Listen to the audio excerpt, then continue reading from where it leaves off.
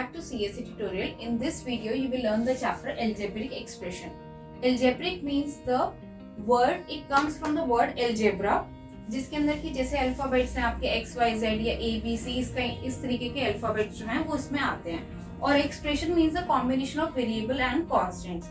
इस वीडियो के अंदर आप पढ़ोगे एडिशन और subtraction of the algebraic expression. Now in this we will learn first about the addition of algebraic expression. There are two different methods. First method is horizontal form and the second method is column form. And be done through these two different methods. First is the horizontal form and second is the column form.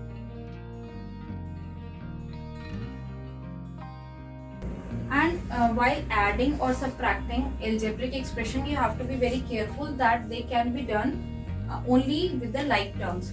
अगर वो terms आपकी similar हैं तभी आप उनको add या subtract कर सकते हो, unless until not. अब इसके अंदर अगर मैं इसको horizontal form के अंदर लिखूं तो horizontal form के अंदर ये कैसे लिखा जाएगा? 9a plus 4a प्लस जब नेगेटिव टर्म है तो आपको उसको हमेशा ब्रैकेट के अंदर ही लिखना है, plus -5a. Now you can do the grouping. जो लाइक साइन है, जो पॉजिटिव साइन है उनको आप ऐड कर दो और जो दो नेगेटिव सिमिलर साइंस हैं उनको आप ऐड करके लिख सकते हो. इट विल बी 13a अगर मैं इन दोनों टर्म्स को ऐड करती हूँ, प्लस इन दोनों टर्म्स को ऐड करने पे मेरे पास आएगा -8a. अब यहाँ पे इन दोनों टर्म्स का साइन डिफरेंट है. जब डिफरेंट है तो क्या करते हैं हम? अनलाइक साइंस को सबट्रैक्ट करते हैं और साइन हमेशा ग्रेटर नंबर का आता है. यहाँ पे ग्रेटर नंबर क्योंकि 13 है जो कि एक पॉजिटिव साइन है, तो यहाँ पर आएगा आपका पॉजिटिव साइन और ये दोनों को सबट्रैक्ट करके आपके पास आंसर आ रहा है 5a. So this is your answer. और अगर इसी को हमने कॉलम फॉर्म के अंदर करना है तो उसके लिए कॉलम फॉर्म में हम इनको इस तरीके से करके लिखते हैं.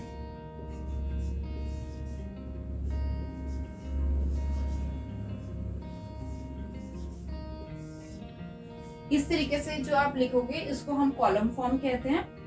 अगर इसके अंदर कई बार बच्चे थोड़ा कंफ्यूज हो जाते हैं, जैसे अब ये एक ही लाइक टर्म की काफी सारी टर्म्स हैं, अगर दो टर्म्स हो तो ऐड करना इजी रहता है.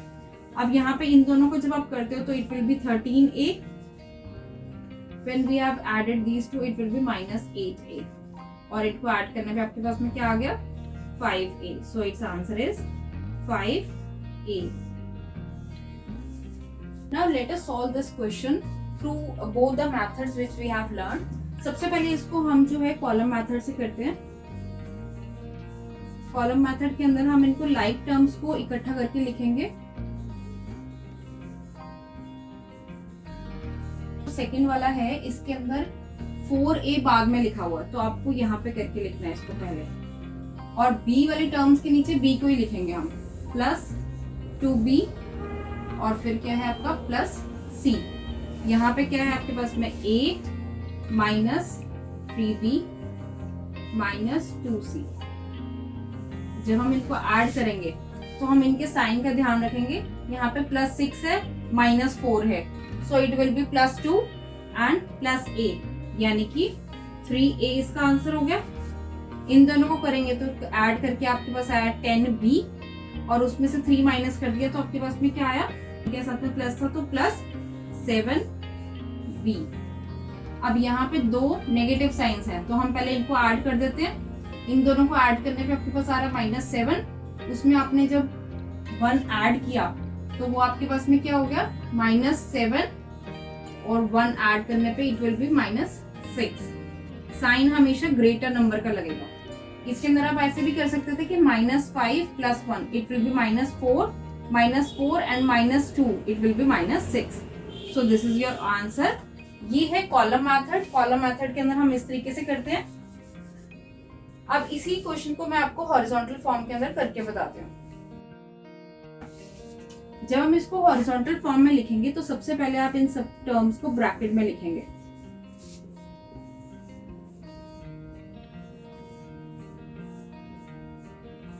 बीच में ऐड का साइन लगाएंगे क्योंकि हम इनको ऐड कर रहे हैं।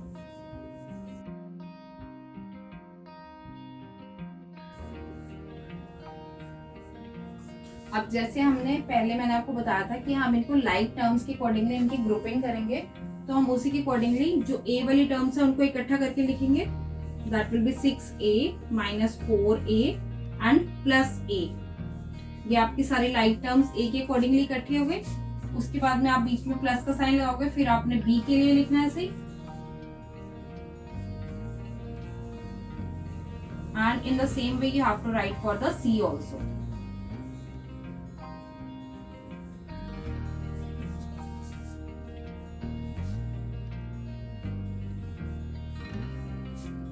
अब हम इनको सिंपली ऐड कर देंगे। So this is your horizontal form.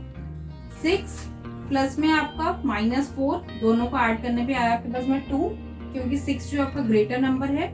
उसके बाद में प्लस a, यानी इन दोनों का 2 और प्लस 1 3a, फिर बीच में प्लस का साइन लगेगा। इन दोनों को ऐड करने पे 8 और 2 दोनों सेम टर्म्स हैं, सॉरी दोनों का साइन सेम है, तो इन दोनों को हम ऐड करेंगे, 10 आएगा। 10 में से आप 3 माइनस कर दोगे तो इट विल बी 7b। यहाँ पे आपका -5 ग्रेटर नंबर है, -5। आप चाहो तो पहले दोनों सेम साइन की टर्म्स को ऐड करके उसके बाद अनलाइक साइन के साथ सब्ट्रैक्ट कर सकते हो। इन दोनों को अगर हम करते हैं तो -7, और उसमें जब आप +1 कर दोगे तो इट विल बी -6, और अगर इसके अकॉर्डिंगली करते हो तब भी आंसर सेम ही आएगा, -6। So the answer will be same from both the methods. तो आप जो है इसको हॉरिजॉन्टल फॉर्म में भी कर सकते हो और कॉलम फॉर्म में भी। Let me share some questions with you. Second question is, इसके अंदर अब आप देखो, इसमें मैंने स्क्वायर टर्म्स भी ऐड की हैं। 8x² minus 5xy plus 3y², और इसी टाइप की बाकी सारी टर्म्स हैं।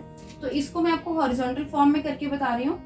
अगर आपको हॉरिजॉन्टल फॉर्म इजी लग रही है तो आप उससे कर लीजिए, कॉलम फॉर्म इजी लग रही है तो आप उससे भी सॉल्व कर सकते हैं। इसके अंदर अगर मैं सबसे पहले लिखूं तो मैंने आपको जैसे बताया था कि सारी टर्म्स को आपको पहले फर्स्ट स्टेप के अंदर ब्रैकेट में करके लिखना है।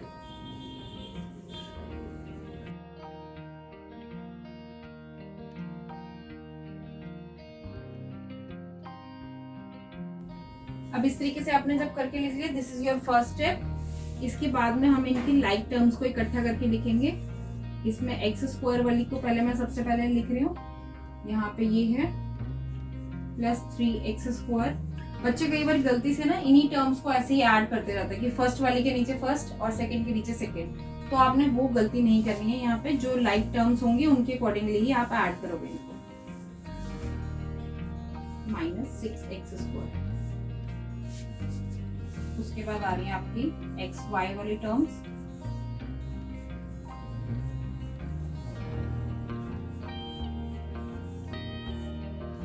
प्लस लास्ट में आपकी y² की टर्म्स।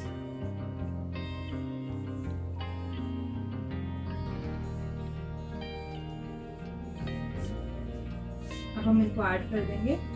8 और 3 दोनों सेम उनके साइन है, तो इन दोनों को हम ऐड करेंगे। इट विल बी 11x², और उसमें से जब हमने 6 माइनस कर दिया तो it will B 5x²।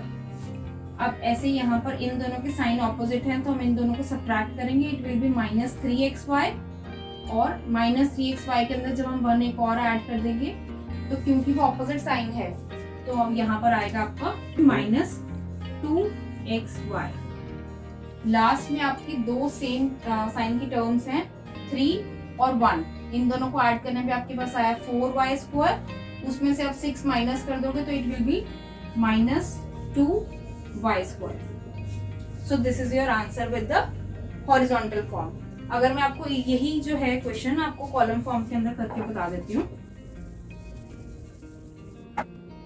Column form के अंदर सबसे पहले आप अपनी फर्स्ट टर्म लिखोगे,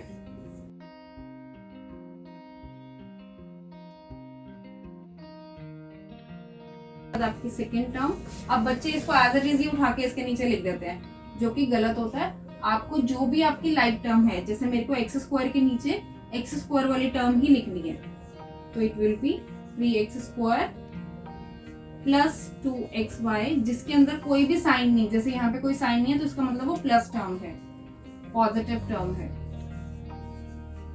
इसके बाद हम ये वाला लिखेंगे, वाई स्क्वायर के नीचे वाई स्क्वायर प्लस का sign plus X Y minus 6x square.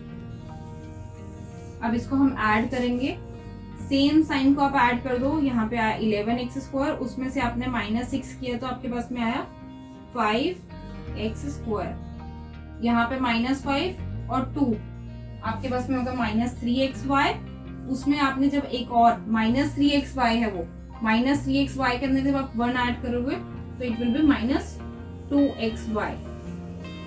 फिर यहाँ पर क्या है आपका +3y स्क्वायर, यहाँ पे ऑपोजिट साइन की टर्म है तो ये दोनों सब्ट्रैक्ट होंगे, सब्ट्रैक्ट होने पे आपके पास में आ रहा है आंसर -3y। 6 में से 3 माइनस हो रहा है ना, पर साइन जो है वो आपके बड़े नंबर का इस तरीके से हो रहा है, तो इसके पास आंसर आ रहा है आपके पास 3। जब उसमें आप 1 ऐड कर दोगे, क्योंकि 3 ऑलरेडी एक नेगेटिव टर्म थी, आपने उसमें 1 ऐड किया तो it will B 2, so it will B 2y square -2y square. So this is your answer.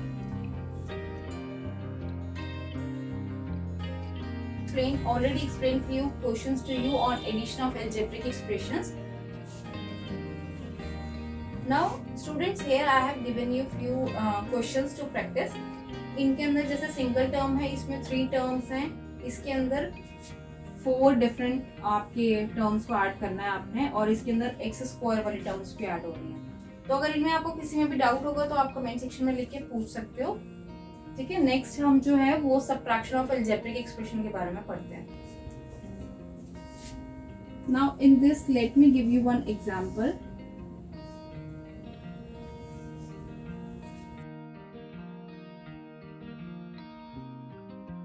इस क्वेश्चन के अंदर आपको बोला है कि आपको इस टर्म को इसमें से सबट्रैक्ट करना है।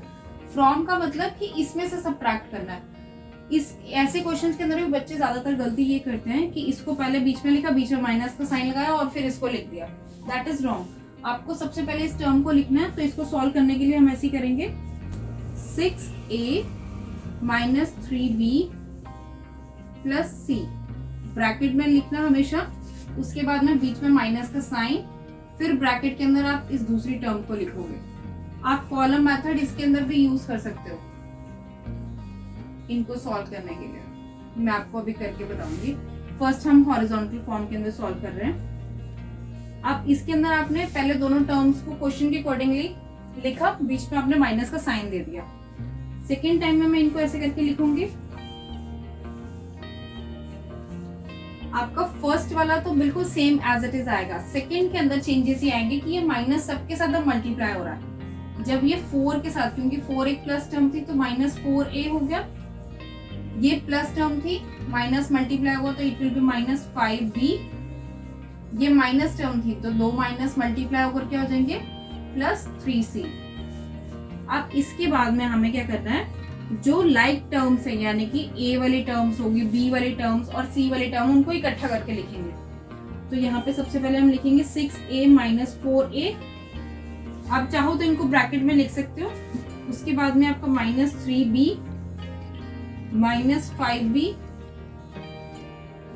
फिर आपका +c +3c। अब आप अपनी इन लाइक टर्म्स को इनके साइंस के अकॉर्डिंगली सॉल्व करोगे। अब यहाँ पे दोनों ऑपोजिट साइन है तो मैं इन दोनों को सब्ट्रैक्ट करूंगी, इट विल बी 2a।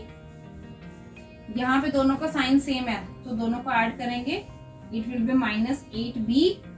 यहाँ पे भी दोनों का साइन सेम है तो हम इन दोनों को ऐड करके लिखेंगे +4c। So this is your answer. अब मैं इसको आपको कॉलम मेथड से सॉल्व करके बताती हूँ। कॉलम मेथड से कैसे करेंगे हम उसके बारे में सीखते हैं। आपको इसमें से सबट्रैक्ट करना है तो आप इस टर्म को सबसे पहले लिखो a - 3b + c। बाद में आपकी ये पूरी टर्म आएगी, जैसे मैंने आपको पहले बताया था, 4a के नीचे 4a, b के नीचे b और c के नीचे c लिखोगे आप। ये नहीं कि आपने एज इट इज उठा के नंबर उसके नीचे लिख दिया। 4a + 5b - 3c। अब क्योंकि ये सबट्रैक्शन के क्वेश्चन है तो यहाँ पर हम इनका साइन चेंज करेंगे। जो प्लस में था वो माइनस हो जाएगा, प्लस वाला साइन माइनस में चेंज हो जाएगा और माइनस वाला प्लस में, और फिर हम इनको नॉर्मल ऐड कर देंगे इनके साइन चेंज करने के बाद। This is your subtraction. अब इसके अंदर हम इसका ये वाले साइन नहीं देखेंगे, जो आपने साइन नीचे चेंज करके लिखे हैं उनको देखेंगे। जब हम इन दोनों को करते हैं तो it will be 2a minus और minus 5b, it will be minus 8b plus और plus, it will be plus 4c। So this is your answer with column method और column form. Now let me give you one more question. Let us solve this question. In this it is written subtract this from this. यानी कि आप इसको पहले लिखोगे, उसके बाद इस पूरी टर्म्स को लिखोगे। तो इसको सॉल्व करने के लिए हम देखते हैं कैसे करेंगे। आप लिखोगे सबसे पहले 5 plus x minus 2x square, bracket में लिखोगे, बीच में माइनस का साइन, फिर अगले ब्रैकेट के अंदर आप इस पूरे को लिखोगे, that is 3x square minus 6x minus 4। अब इसके नेक्स्ट स्टेप में हम क्या करेंगे, इस ब्रैकेट के जब हम ओपन करेंगे तो ये साइन के लिए चेंज हो जाएगा, ये साइन के अकॉर्डिंगली। तो हम लिखेंगे minus 5 plus x minus 2x square minus 3x square, minus और माइनस मल्टीप्लाई हो गए प्लस 6x माइनस और माइनस मल्टीप्लाई हो गए प्लस 4, इस तरीके से। अब इसके बाद जैसे मैंने आपको बताया था, आपने लाइक टर्म्स को इकट्ठा करके लिखना है। 5 के साथ हम 4 को ऐड कर देंगे, x के साथ में हम 6 को ऐड करेंगे, प्लस 6 को लिखेंगे, फिर आपके पास में टर्म माइनस 2x स्क्वायर, तो आप इसको लिखोगे। अब इनको हम इनके साइन के अकॉर्डिंगली सॉल्व कर देंगे। इन दोनों का साइन सेम है तो प्लस 9 आ गया, प्लस ये दोनों सिमिलर साइन के हैं तो 7x। यहाँ पर जब x के साथ कोई भी नंबर नहीं है तो इसका मतलब है 1 है, माइनस 5x स्क्वायर, क्योंकि दोनों का साइन सेम था, दोनों ही नेगेटिव टर्म्स थी, तो ये दोनों ऐड हो जाएंगे और साइन माइनस का आएगा। सो this is your answer.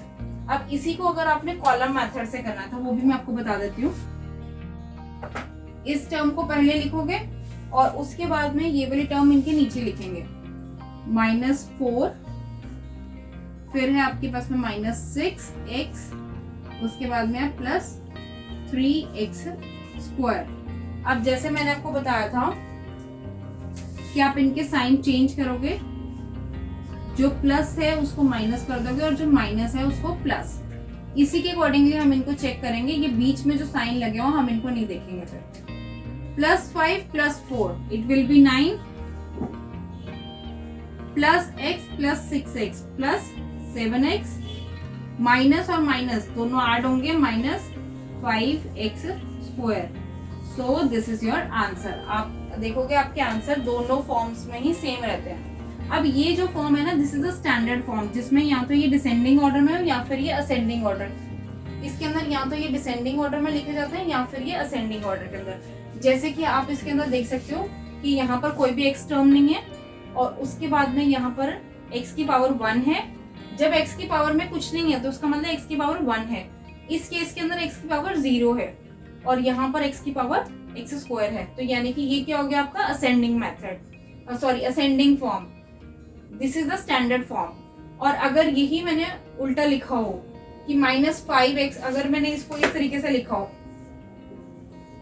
5x square plus 7x plus 9, तो ये आपकी डिसेंडिंग फॉर्म है, but it is also standard form. आप इन दोनों में से किसी भी तरीके से लिख सकते हो। अब एक और क्वेश्चन सॉल्व करते हैं सबट्रैक्शन के ऊपर। अब इस सेकंड क्वेश्चन के अंदर आपको यहाँ पे मैंने एक्स क्यूब वाली टर्म्स भी लिए हैं, इसके अंदर इसको इसमें से सबट्रैक्ट करना है। तो इसको सबट्रैक्शन हम देखते हैं। सबसे पहले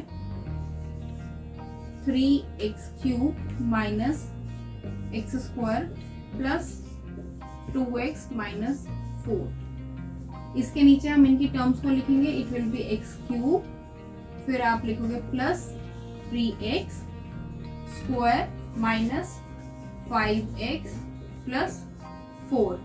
अब क्योंकि ये सबट्रैक्शन है और ये हमने बाद में लिखना था, तो यहाँ पर इस सारी टर्म्स के साइन चेंज हो जाएंगे। नीचे लिखें, जो प्लस में है वो माइनस हो जाएगा और जो प्लस माइनस में है वो प्लस। अब हम इनको सब्ट्रैक्ट करेंगे।